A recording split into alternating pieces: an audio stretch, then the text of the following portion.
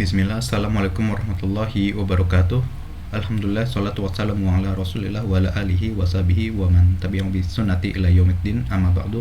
Rabbi sori sodari wa yassir li amri wa hlul 'uqdatam min lisani yafqahu qawli. Sebelumnya perkenalkan, nama saya Baginda Muhammad Rehan, mahasiswa kelas B Teknik Elektro angkatan 2020. Di sini saya akan mempresentasikan tugas saya mengenai Complex Engineering Problem sebagai syarat untuk memenuhi ujian tengah semester mata kuliah Rekayasa Sistem. Baik, kita masuk ke presentasi.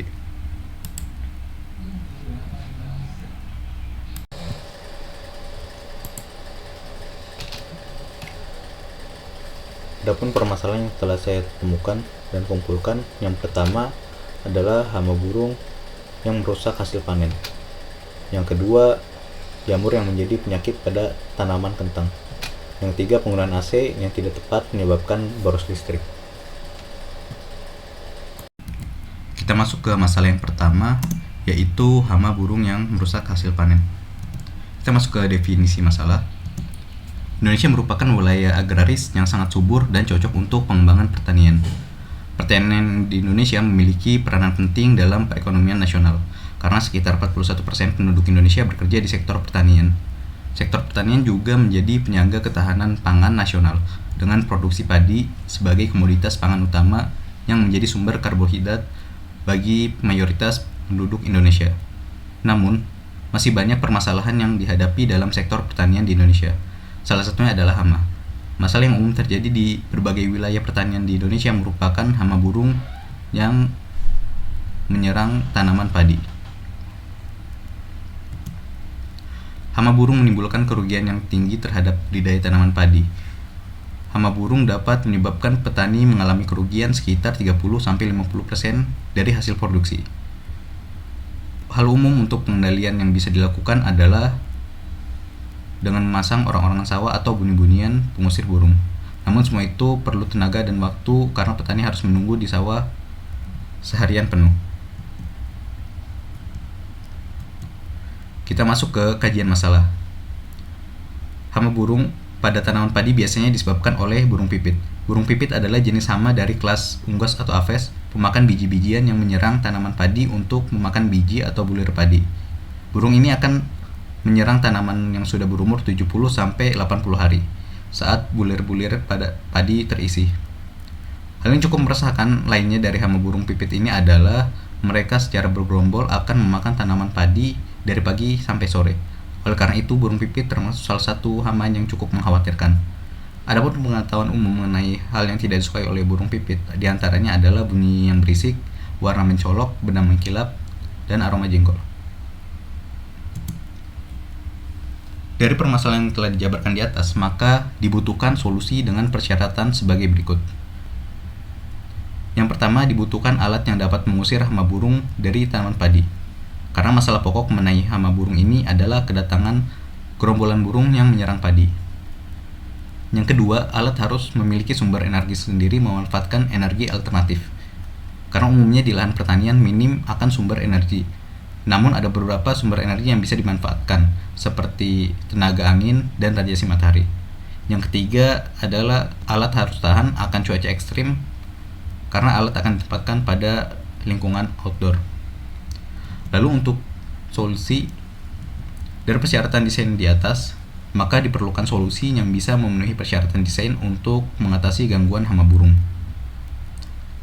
Solusi yang memenuhi persyaratan desain di atas adalah membuat sebuah alat pengusir hama burung dengan tenaga listrik mandiri.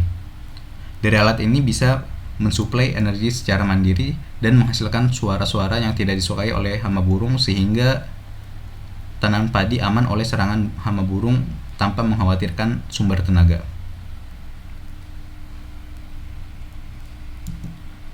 Adapun tinjauan dari solusi, yang pertama ditinjau dari bidang teknik elektro.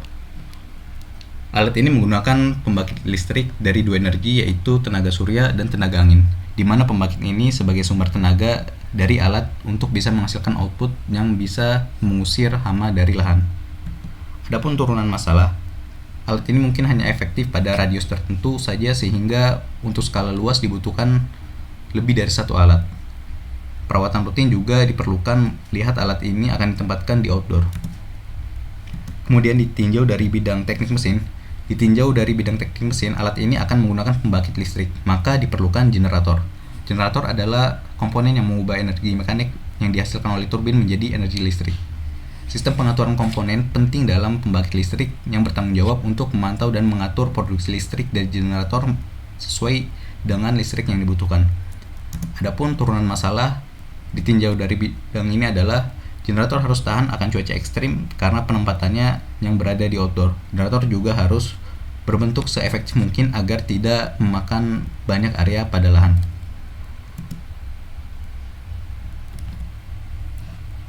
Masalah kedua, yaitu jamur yang menjadi penyakit pada tanaman kentang.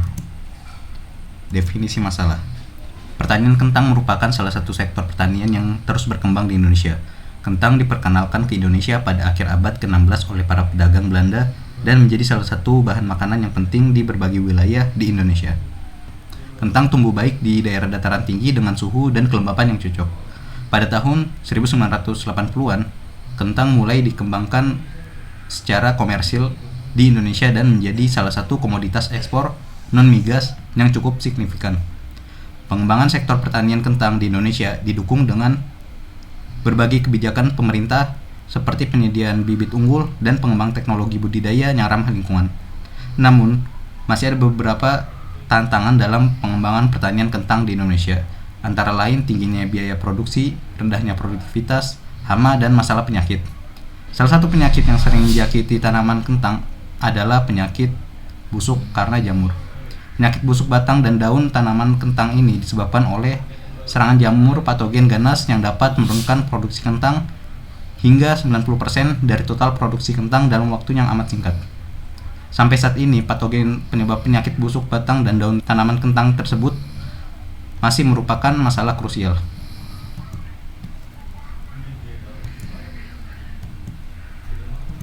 Kita masuk ke kajian masalah. Phytophthora infestans adalah jamur yang menjadi penyebab utama penyakit busuk pada tanaman kentang.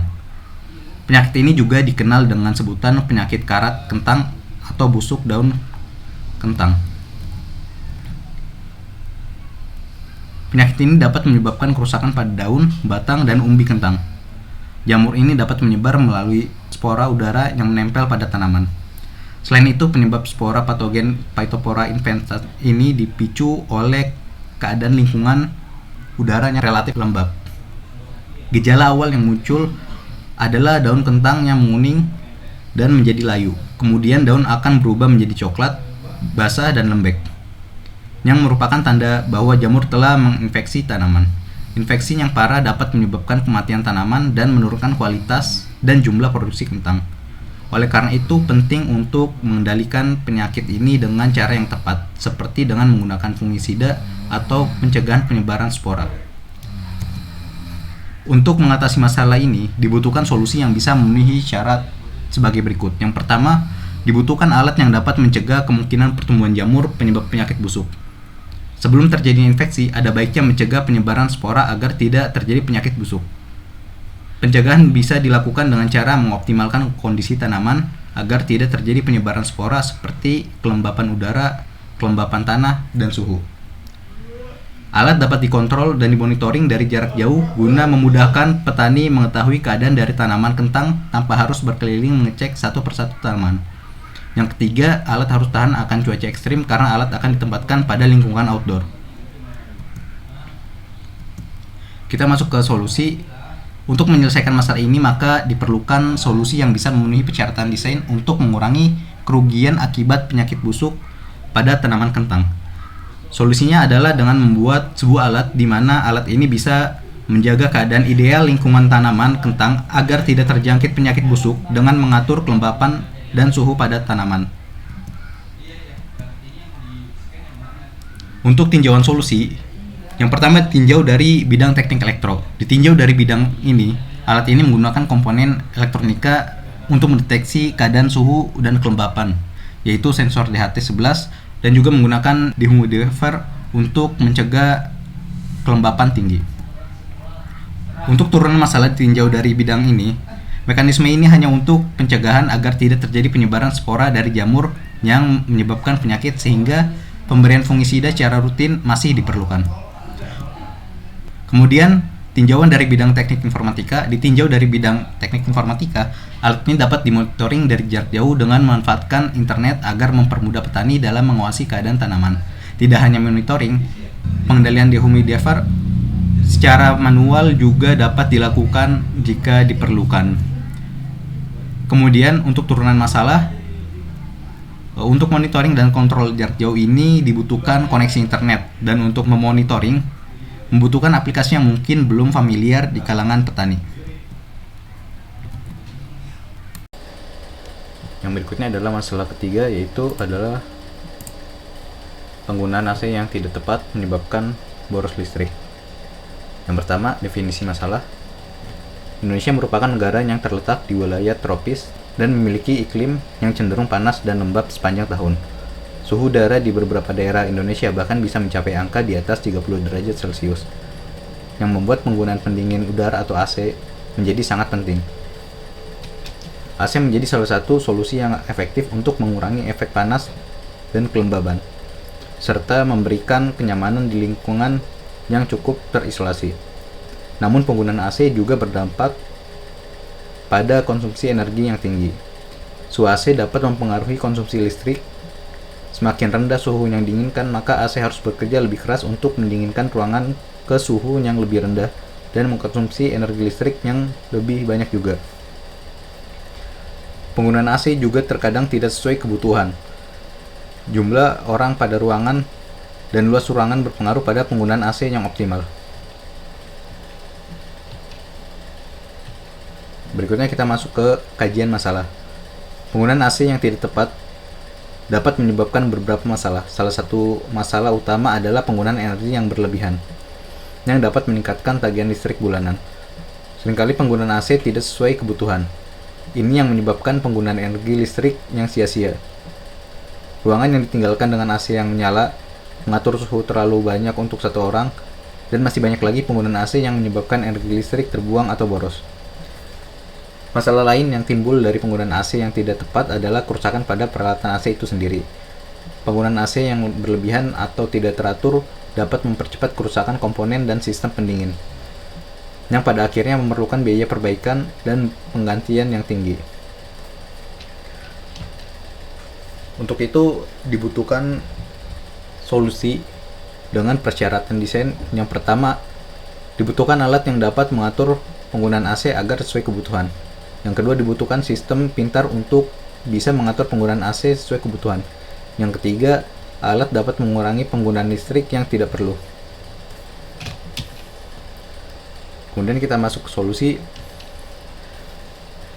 Maka diperlukan solusi yang bisa memenuhi persyaratan desain untuk mengurangi penggunaan energi berlebihan pada AC dengan sistem pintar yang dapat mengetahui keadaan ruangan dan kebutuhan pendingin udara, seperti bisa mendeteksi jumlah orang pada ruangan dan suhu lingkungan di luar ruangan.